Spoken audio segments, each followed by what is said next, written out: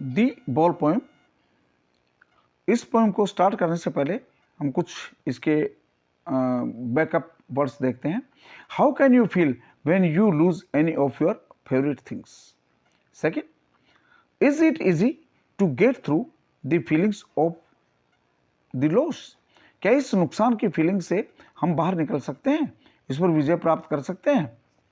तीसरा इसका है, how can you overcome the grief and move ahead. तुम इस ग्रीफ पर किस तरह से विजय प्राप्त कर सकते हो और आगे बढ़ सकते हो। ये 3 मेन पॉइंट हैं जिन पॉइंट्स पर ये पोएम कंपोज की गई है, ये डिपेंडेड है। अब हम इसका थोड़ा सा इसका हम सारांश देखते हैं, इसकी समरी देखते हैं।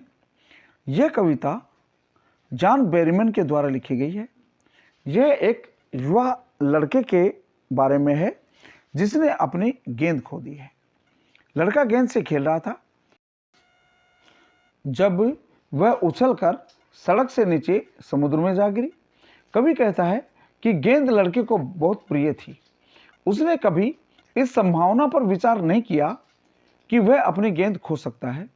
अब जब उसने इसे खो दिया है तो वह दुखी है।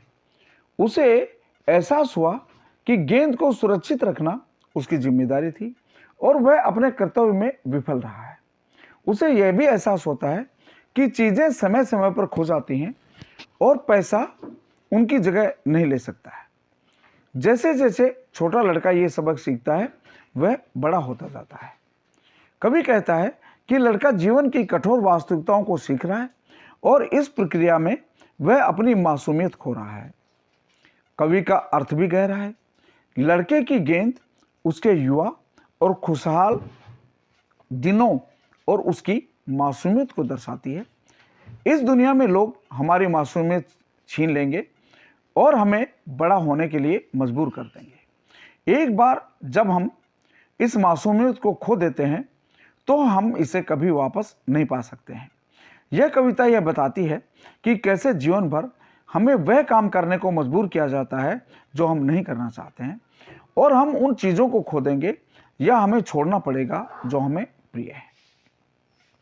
तो इस कविता में यही कवि ने बताया है कि जब हम चीज़ों को सीखते हैं तो हम बड़े होते हैं। इस पोएम के कुछ मल्टीपल चॉइस क्वेश्चंस भी दिए गए हैं।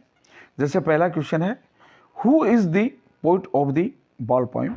इसके 4 विकल्प हैं, Leslie Norris, John Berryman, C है कार्लिन वेल्स और डी है रॉबर्ट फ्रॉस्ट।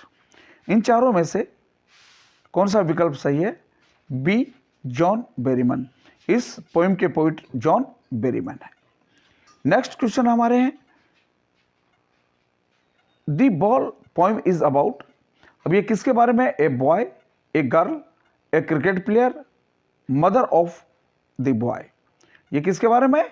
ए बॉय के बारे में। Third, how does the child react at the loss. Stands rigid, trembles, stares, all of this. तो इसका आंसर क्या हो जाएगा। D, all of this. According to the poet, what is the child learning. Poet के अनुसार बच्चा क्या सीख रहा है। To bear loss, to take care of things, to be responsible, to be careful. इनमें से क्या है। To bear loss. Next, what does the ball cost. Ball की कीमत क्या है।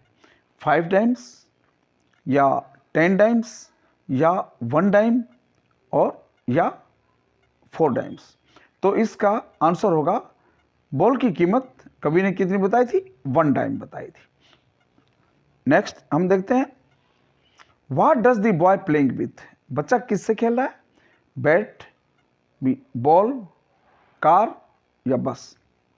तो बच्चा बॉल से खेल रहा था। Where does the ball go. Ball कहाँ चली जाती है। ड्रेन में, वेल में, हाउस या वाटर। तो क्या बताया था कवि ने कि बॉल सड़क से नीचे पानी में जाकर गिर जाती है। Why does the poet decide to not to control the boy. बच्चों को कंट्रोल क्यों नहीं करता है। क्योंकि कवि को लगता है कि इससे कोई फायदा नहीं है। It will be of no use. ये सी का आंसर सही होगा इसका। अब ये सेंट्रल आइडिया दिया गया है, The poem, the ball poem, is composed by John Berryman. The poem is in symbolic manner. The ball and the loss of the ball are used as symbols. The ball symbolizes our relatives and friends whom we like much, and the loss of the ball symbolizes loss of these relatives and friends. That means their death. As we grow older, we face the reality that one day we will lose them. We become sad, but soon we come out from this grief. Then we start again a normal life.